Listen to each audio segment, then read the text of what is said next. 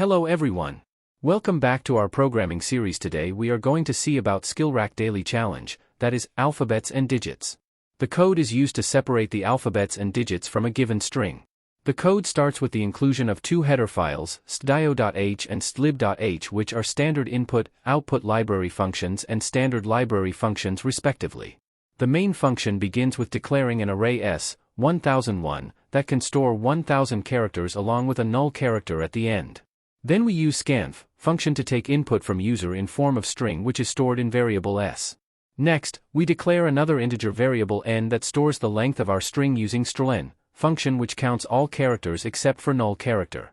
Then we start a for loop where I equals 0 initially, it runs till I less than n, length of string, and increments by 1 after each iteration. This loop has two if statements inside it. 1. First if statement checks whether current character at index I is an alphabet or not using predefined C language function isalpha. If true, then it prints out that particular character on screen. 2. Second if statement checks whether current character at index I is a digit or not using predefined C language function idigit. If true, then it prints out that particular digit on screen.